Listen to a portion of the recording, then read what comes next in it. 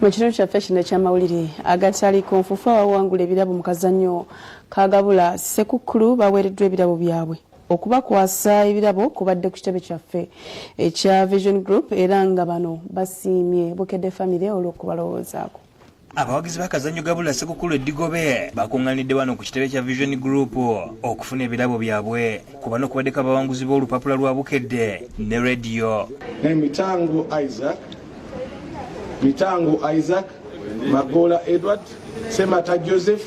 Amyuka omukungaanya w'olupapula lwa Bukedde Michael Sebowa asimye abawanguzi olw'okuwagira emikutu gya Bukedde Family n'abayozayoza okutoka ku buwanguzi. Ku Sande tukomawo mu maka kugamba lwebali olupapula lwa Bukedde n'obeera nga tuwangudde wano lwaleero wawangula dda omufuni wa Bukedde abeera muwanguzi. Tubeebaza nnyo kuba nti mutuwagidde. Kitunzi wa Yuga Chief James Kiwalabye akwasa abawanguzi bataano abasoose ebirabo byabwe ate Teopista Nabale wa Marian Jesus n'akwasa abasembyeyo. Twasaze buli kintu kyonna soda amazzi bw'oba obyagadde kubanga ekikuubo kirimu jjaamu mungi mugende ekabalagala ku. Kiwalabye akubiza abantu okwettanira okugula enkoko za Yuga Chief kubanga zipakirwa ku mutindo. Mugende wonna we batunda oba supermarket oba butcher wetuli osobola okufuna enkoko ng'abalala bonna. Nabala ze n'obuseera bwe bakola era gabidde abawanguzi jjalibu. Ebirungo eby'amaanyi kawa amaanyi n'abasajja. Ngenda bakuba surprise bategeeze nti nfangudde ebirabo bya Ssekukkulu ku Bukedde. Bulijjo nsomanga amawulire era nabadde ndi awo nga ne mukugolola Simon agenze kulaba nga bamuyita ng'akwata obululu nze nabadde namba 17. Ebyo nga biri bityo Father Raymond Kalanzi yagambye nti buli muntu bw'alemerako ku kyakola gattako okutambulira mu Katonda awangula. God is passing by in 2021. In your life, in your own little lives, many times you must learn to ignore the crowd. Ategeeza nti ebya Katonda bya njawulo kubanga omwaka guno 2020 bwe gwali gutandika buli muntu yalabira ddala nga mwaka gwa nkulaakulana wabula twatuukira mu mwezi ogwokusatu kino kyakyuka olw'ekirwadde kya coronavirus. I have to listen to myself. In the Philippines, I lost 7 relatives to COVID-19. As I look at you in the eye, I know what I'm talking about. But no one can stop me from coming here. Bino Father Raymond abyogedde mu kusaba kw'okwebaza Katonda ku kkolero lya Steel and Tube okumalako omwaka nga ku baabwe tewali yakwatiddwa bulwadde buno. Joseph Yiga yeebaza Pulezidenti Museveni olw'amaanyi g'atadde mu kulwanyisa COVID-19 n'okubakkiriza okusigala nga bakola mu kiseera eky'omuggalo. Era yakyagala nnyo kubanga nga singa twali tetukola ikonomi maybe osanga yali badde okunamu obuzibu. N'abakozi bonna be twali tulina okubanga tulabirira twali badde tusobola kubanga tubawa emisaala oba tusobola emisaala naye nga twebaza nnyo gavumenti olw'ekyo. Sulaiman Mutebi ne Ronald Kasasa be bakusakidde eggulire lino ku lwa Bukedde TV. Lead us not into temptation, but deliver us from evil. Okulonagana kw'okunoonya akalulu mukono kweyongedde nga waliwo abakubaganye mu kutimba ebipande okusinga effujjo liri Mukono North awali okuvuganya okw'amaanyi wakati wa Minisita Ronald Kibuule ne munnamateeka Abdallah Kiwanuka Mulima Mayuuni.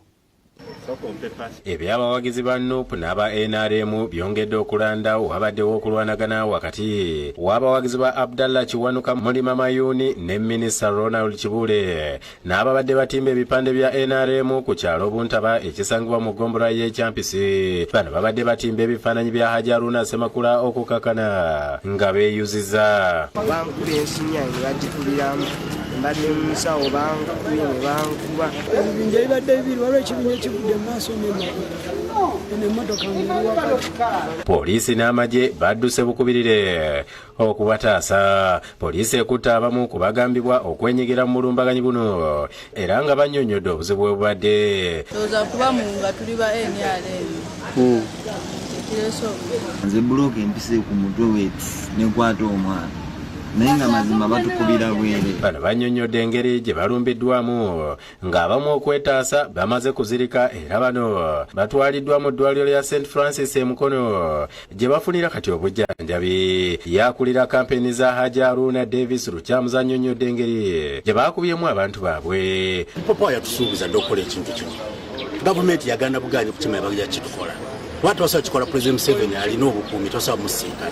Nefa abawagizi bano wansi bachi tusubiza dda tukimanyi bajja kuba abantu baffe. Bw'abasajja abatanamanyika nga bali mu ngoye za bulijjo nga balina n'emmundu bazinzeeko ebyalo eby'enjawulo ku luguudo oluva Mukono okugenda e Kayunga nga bwe bakuba amasasi n'okukwata abantu. Abasimattuse bannyonnyodde ku byabaddewo. Reagan Kasumba nga edereva yakubiddwa essasi mu Mukono ne limusasa amagumba n'ekitundu ky'essasi ne kisigalamu. Kasumba gwe tusanze mu ddwaliro lya Mukono Church of Uganda ng'ali mu bulumi annyonnyodde engeri abasirikale bano gye bamusanzeemu. Kati nze mu kubeekanga nga ndi mu mmotoka yange ne njagala mpete nvuge ngende.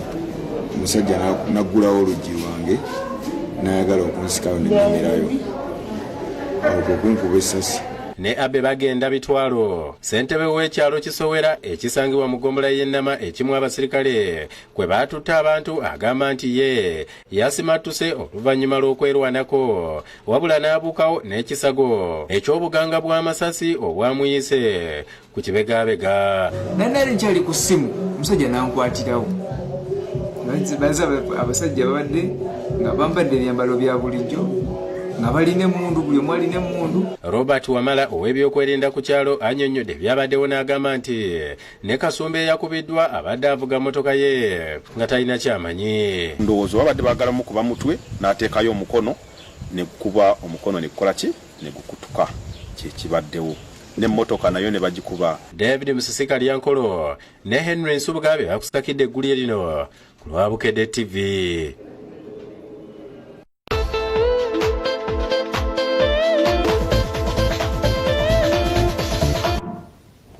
Nga tugenzeeko mu nsiike ey'ebyemizannyo kirabu ya KCCFC egaaniddwa okuzannya omupiira gwayo ne bannyinimu aba AS Kigali eya Rwanda mu mpaka za Africa eza CAF Confederation Cup. Entabwe evudde ku bazannyi abasinga obungi kubanga bazuuliddwamu ekirwadde ki COVID-19 era kirabu ya AS Kigali eweereddwa obuwanguzi bwa bubonero 3 mu ggoolo ne ggoolo 2. The players Omupiira wakati w'abanyinimu aba AS Kigali eya Rwanda ne KCCFC eya Uganda mu mpaka za Africa eza CAF Confederation Cup gubadde gwa ssaawa 10 ez'olweggulo mu kiseera kya Nyamirambo Stadium. Ekintu ekitasobosa oluvannyuma lw'omupiira okusazibwamu. Amawulire agakakasa okusazibwamu kw'omupiira guno gafulumye ku ssaawa 8 ez'olweggulo ku mikutu mugattabantu egya kirabu eya KCCFC ng'entabwe eva ku bazannyi aba KCCFC obutaweera olwa COVID-19. KCCFC yasitudde ku mmanda okwolekera eggwanga lya Rwanda n'abazannyi 14 nga tekulina mukwasi wa ggoolo oluvannyuma lw'abazannyi baayo 12 okusangibwa nga balina ekirwadde ki COVID-19 nga n'omutendesi Mike Mutebi omu ku abo bataasitudde na ttiimu olw'ekirwadde ki COVID-19. Abalala abasigadde olwa COVID-19 be batendesi Moses Oloya, Badiru Kabuye ne Jackson Magera ng'abazannyi kuliko omukwasi wa ggoolo Charles Lukwago, Dennis Iguma, Keziron Kizito, Brian Ahebwa, Stefan Mazengo, Hassan Matovu, Samson Kigozi ne Hassan Musana. Babazannyi abasigadde olw'ovune kuliko Gift Ali, Julius Poloto, Sadati Anaku ne John Devita waddenga ono oluvannyuma yeegase ku ttiimu ng'era y'omu ku babadde basuubirwa okubeera mu miti gya ggoolo olw'etteeka lya kaafu erifuga empaka zino ttiimu okuyingira ekisaawe erina okuba ng'eweza abazannyi 11 nga ku bano kuliko n'omukwasi wa ggoolo wamu ne basabusitituti 4. Ekintu KCCFC kyeremeddwa okutuukiriza bwe gutyo omupiira ne gulema okuzannyibwa nga AS Kigali eweereddwa ggoolo 2 ku bwereere. You are supposed to undertake a test 48 hours before the game, and unfortunately this morning 2 results came back where we had positive cases, leaving us with 13 players, and as such we could not go ahead with the fixture. We went ahead as KCCFC and engaged CAF, trying to see if an exception would be done, but CAF gave the ruling and responded and said that no, the game is cancelled and KCCFC loses. Kino kitegeeza nti KCCFC okuyitawo obutereevu okwesoga oluzannya oluddako mu mpaka zino eza CAF Confederation Cup erina kufuna buwanguzi bwa ggoolo 3 ku bwereere mu gw'okuddiŋŋana ogenda okubaawo nga January 1 omwaka ogujja mu kiseera kya MTN Omondi e Lugogo. We needed them to be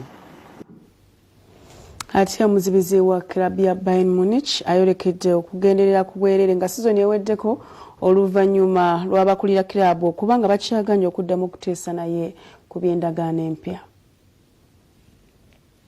Ku Azam TV osaasanye kitono.